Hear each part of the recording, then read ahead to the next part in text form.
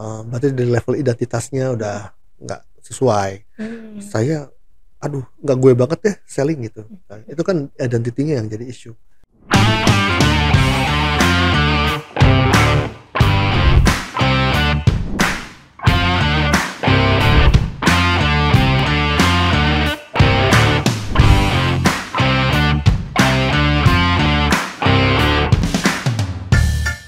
Halo teman-teman, kembali lagi dengan saya Aisyah di YouTube channel Dunia Leadership Coaching. Oke teman-teman, di sesi sebelum-sebelumnya kan Coach Adit suka bahas nih mengenai who, what, doing, being. Itu sebenarnya apa ya? Penasaran gak sih teman-teman semuanya? Yuk kita simak yang berikut ini dulu ya sebelum lanjut. Sebelum Anda lanjut nonton video ini, silakan Anda subscribe, like, dan share kepada teman-teman Anda sehingga channel ini bisa bertumbuh. Oke teman-teman, kembali lagi. Oke, sebelum kita lanjut nih ke sesi berikutnya pembahasannya, kita sapa dulu nih coach kita yang sudah siap membagikan informasinya. Halo, ada Coach Aditya Mijaya, kita sapa. Oke coach, halo. Halo Aisyah, apa kabar? Oke, baik coach. Coach gimana kabarnya? Alhamdulillah baik. Oke, sehat walafiat coach? Alhamdulillah sehat. Agak batuk sedikit, mungkin karena adaptasi lagi dengan iklim cuaca gitu ya. Apalagi baru balik dari KL yang beda gitu ya, agak beda. Oke. Gitu, jadi sekarang agak serak-serak basah. Jangan lupa minum vitamin ya coach ya, supaya Iya. kita tetap sehat nih ya teman-teman di cuaca yang sedang tidak menentu ini. Oke. Betul. Oke coach, mau bahas lagi nih coach, sharing lagi.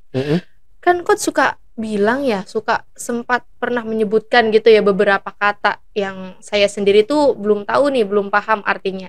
Ada kata who, what, being, doing, itu sebenarnya itu semua itu apa sih coach? Oke, ini kita bicara dalam konteks coaching ya. Oke, iya. Gitu ya, coaching itu memang kan terkait dengan perubahan gitu ya. Kita banyak sekali sudah membahas tentang coaching itu perubahan perilaku, apa mencapai goal gitu ya. Nah, itu perubahan itu sendiri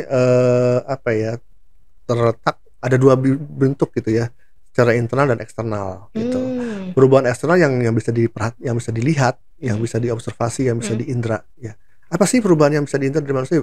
Perilakunya ya. Oke. Perilaku itu atau apanya ya? Hal-hal yang memang dia bisa dilihat dan bisa diindrawi lah gitu. Itu doing, perilaku doing, atau kalau istilah lainnya what gitu ya. Apa yang dia ingin, perubahan apa yang dia ingin mendapatkan itu what-nya gitu. Misalnya perubahan dalam jualan deh gitu kan. Jualan. Apa sih jualan, perilaku yang harus berubah menurut Aisyah Dalam berjualan? Ya, supaya jualannya berhasil gitu. berarti perilaku dari penjualnya dulu nggak sih coach? Iya, apa aja tuh kira-kira? Yang simpel-simpel aja. Apa ya coach ya? Mungkin dalam berkomunikasi dengan customernya. Boleh. Habis itu apa coach? Banyak. Ya kan, semua sales cycle itu kan doing kan. Ya kan? Dari mulai bikin database, mencari berarti dari database, hal-hal itunya iya juga. Kan? Itu kan semua doing. What ya. Yang tadinya nggak melakukan jadi melakukan. Itu kan, itu namanya what atau doingnya gitu. Nah, kalau hanya fokus kepada doingnya, itu sebetulnya nggak perlu coaching gitu ya. Itu yang diperlukan adalah training atau mentoring gitu ya. Diajarin tuh, cara jualan gini awalnya. Ada yang namanya selling cycle atau buying cycle. Tahap pertama melakukan ini, kedua ini telepon atau inilah, terus nanti presentasi segala macam gitu ya. Itu doing semua. Itu kita bicara dalam konteks selling nih ya, penjualan. Nah, yang menjadi isu adalah ketika sudah tahu doing apa yang harus dia lakukan, kan nggak dilakukan juga ya. Ada yang nggak lancar juga dilakukan ya. Apa nih gitu ya? Jadi balik itu yang membuat dia seseorang itu tidak melakukan juga gitu ya. Ternyata di balik itu adalah who dari si sales itu, atau beingnya dari si sales tersebut. Jadi dalam dirinya apa nih yang masih menjadi masalah, atau apa nih yang masih belum efektif dalam dirinya, yang masih menghalangi dia untuk doing yang benar gitu loh. Ya. Berarti memang ada problem di dalam dirinya gitu coach, sehingga doing-nya itu tidak terlaksana gitu coach. Iya, dan pastinya being-nya ini yang menjadi isu gitu loh. Kalau dia juga tidak juga melakukan doing-nya gitu ya. The who-nya dia gitu. Macam-macam nih who-nya nih, macam-macam lagi nih, kompleks ya. Dari sisi dia merasa dia bukan seorang sales gitu kan. Berarti dari level identitasnya udah nggak sesuai. Saya nggak gue banget ya selling gitu. Itu kan identitinya yang jadi isu.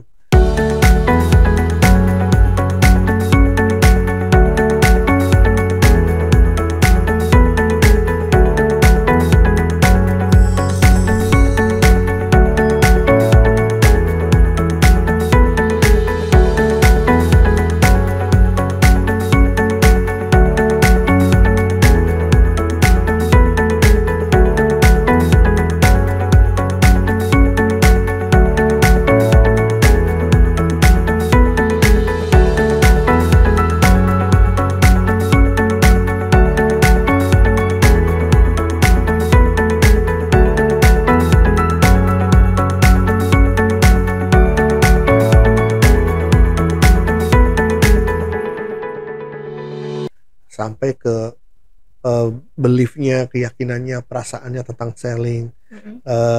Susah ya, nggak berani deh, ini macam-macam lah. Itu semua being-nya. Itu yang harus di coaching sebetulnya.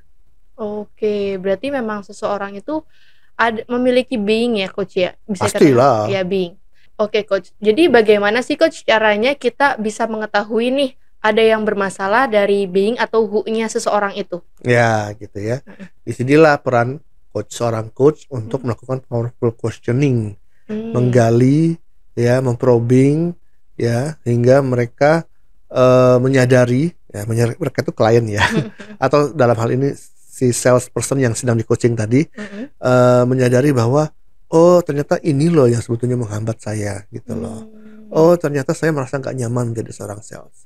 Ternyata saya punya belief bahwa uang itu sumber dari segala kejahatan misalnya. Uang itu kotor.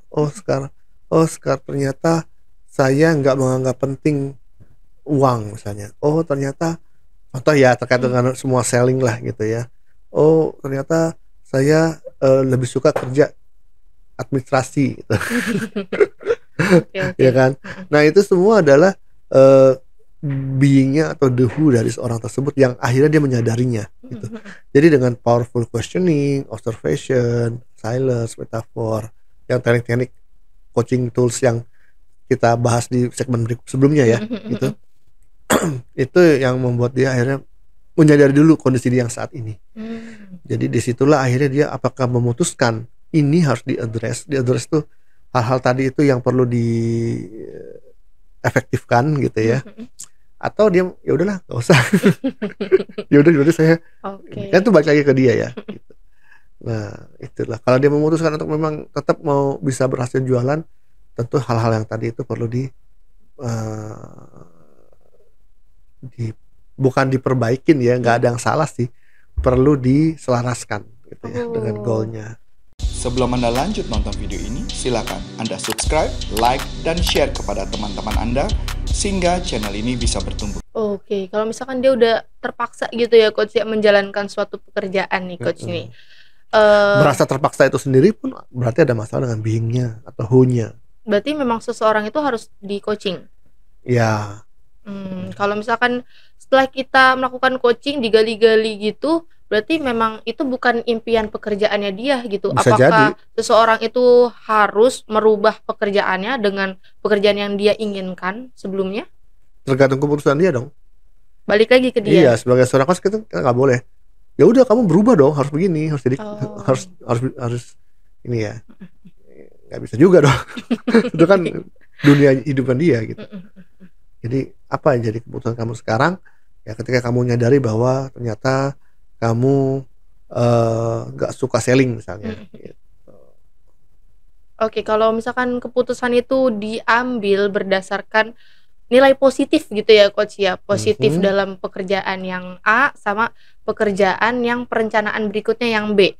Kalau misalkan bisa nggak sih kalau misalkan diskalakan gitu ya coach ya, pekerjaan yang dia inginkan itu positifnya, kelebihannya lebih banyak. Berarti dia boleh untuk menentukan jalannya dia sendiri gitu kan Coach? Ya kadang-kadang juga kan mereka udah tahu nih bahwa diri mereka masalahnya di situ. Tapi mereka juga belum bisa juga mengambil keputusan. Ya yang kita coaching apa? Yang kita coaching adalah memfasilitasi dia untuk bisa mengambil keputusan gitu ya. Caranya tadi contohnya gitu ya, dengan melihat plus minusnya, strength weaknya gitu ya. Pakai analisis SWOT gitu Coach. Waduh keren banget. Ya pokoknya ya apapun ya tekniknya yang bantu dia untuk bisa memutuskan gitu ya. Apakah saya lanjut untuk saya mau berubah, supaya saya pengen bisa berhasil jualan misalnya, dalam hal tadi contoh ya, atau saya keluar.